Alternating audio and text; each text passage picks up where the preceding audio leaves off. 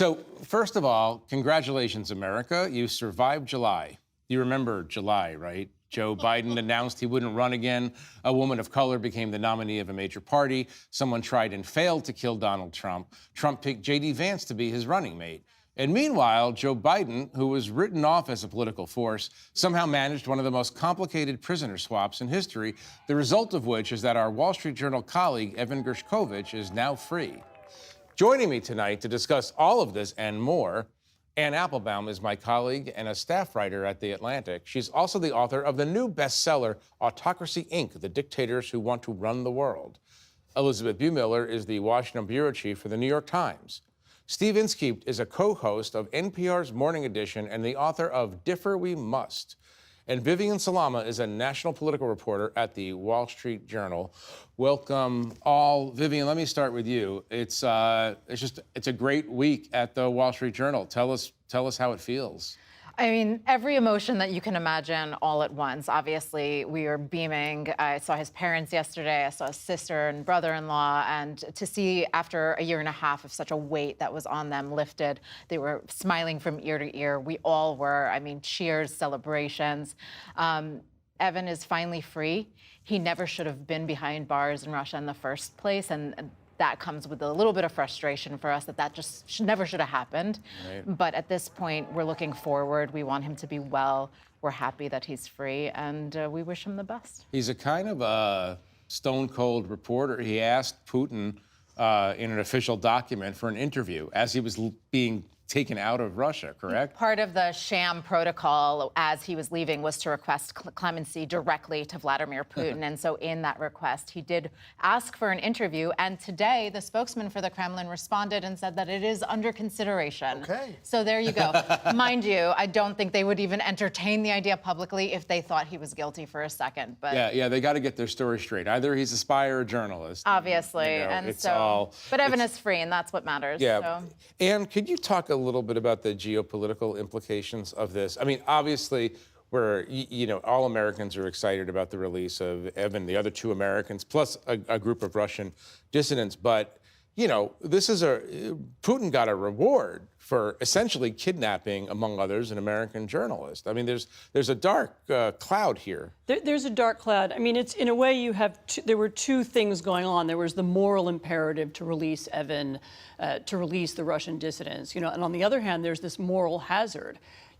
We let go a contract killer, a bunch of cyber criminals, and several other spies, and in exchange, we really got hostages. I mean, Gershkovich was not obviously a spy, and so there's a fundamental unfairness, and of course the risk is now that Putin thinks, well, I can capture anybody at any time whenever I need to get somebody back, and that's and that's the big risk here. Right. I mean, everybody here has been a foreign correspondent and traveled extensively for their jobs. Elizabeth, I have to ask you, as someone who runs a large operation, sending reporters to Russia in the future?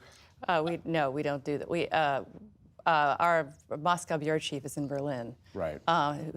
Who's determined that it's just not safe for a New York Times bureau chief to be working right now in Moscow, and he's obviously right. Right. So no, it's a real problem, and I mean another positive thing that came out of this is that Biden. It was interesting. Biden said it, which was that allies matter, and I think he said that. Obviously with a nod towards former President Trump, to point out that he worked very closely with the German Chancellor, with the Slovenians, as he was about to drop out of the race. Are you suggesting that Biden was trolling Trump? I'm suggesting he had a very good day at the end of a really bad month. Yeah, Steve, let me ask you about that. I mean, it's interesting. Biden obviously had been involved in trying to figure out this very complicated formula for the release of Evan and the others. He seems to still have it in some way. It's a good thing to remember, anybody who's president, if they're doing their job properly, we don't know 90% of what they're doing, and it turns out we did not know the details of this until it came out. It's also interesting who he brought along. for the ceremony of arrival and for other occasions in the last several days. The vice president is with him again and again and again. She made her own statement, which Republicans criticized as word salad. It was a little wordy, but the statement is very clear, actually. It's clear what she meant. She said, this shows the importance of having a president who understands diplomacy and the value of alliances. And so in a way, that was almost a campaign stop for Vice President Harris to be at the center of the action. You don't often see them at 11:30 at night walking together across a tarmac on a dark, steamy night in Maryland, you know, and I think that was a very striking tableau, the two of them. By the way, I mean, this is one of the criticism. You very seldom saw Joe Biden at 11:30 at night, period. But he seemed, very energized by. I mean, it's what's done is done. But there was he seemed to be very involved in the guts of this negotiation. I have one question for Anne, who's a professional kremlinologist. I don't know if that's fair, but I'll just say it anyway. Close enough. Yeah, but a little kremlinology here about the response. There was a feeling that Putin was going to reward Donald Trump when he becomes president. Putin was assuming perhaps that Donald Trump would win, that Trump would be rewarded with this release. And I know there's a lot of speculation, and among people who study Russia and the Byzantine ways of Russian foreign policy, there was this assumption. Does the timing surprise you at all? So my only guess is that it may even be that Putin is now worried that Trump won't win.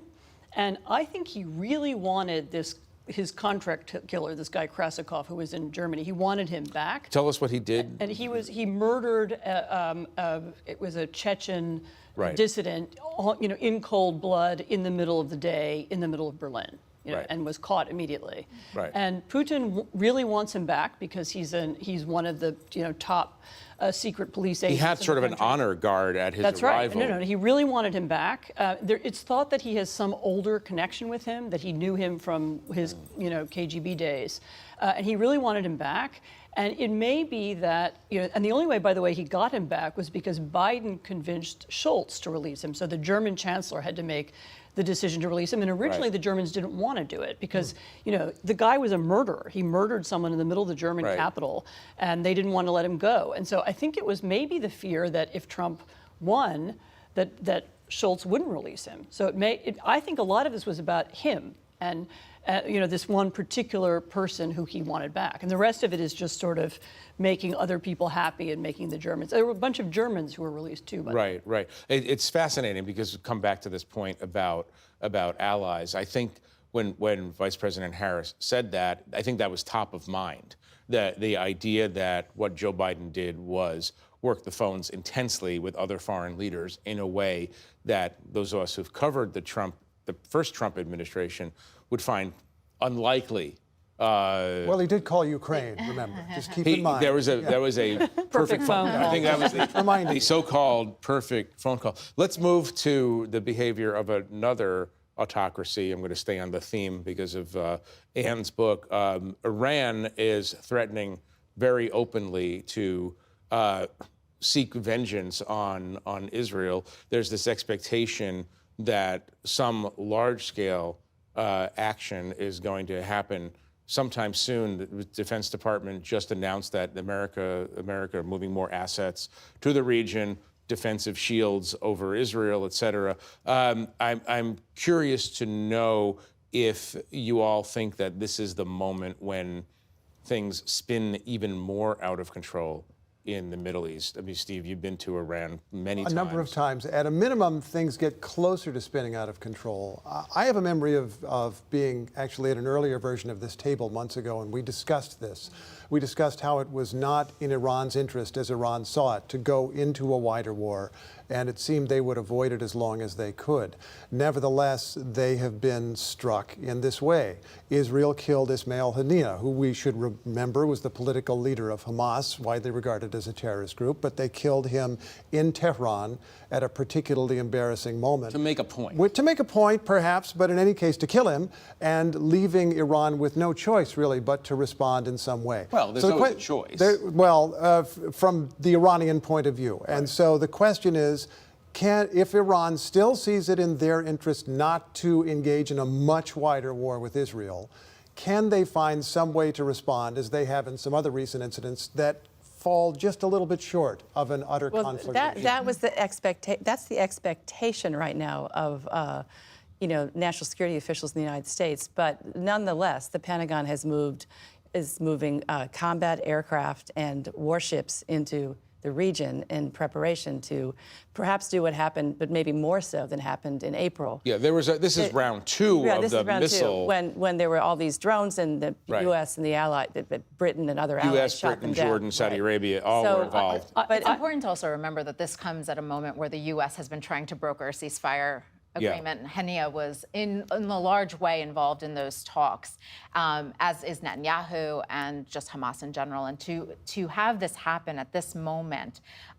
brings us further away potentially from achieving that goal, which Biden would love to see, which is to achieve that. I want to come back to Ann in a second, but Vivian, stay on that point because it's interesting. There's a lot of criticism in Israel or in national security circles in Israel that there's no love lost here. There's no sympathy for Ismail Haniyeh, who's responsible for murders of a lot of Israelis.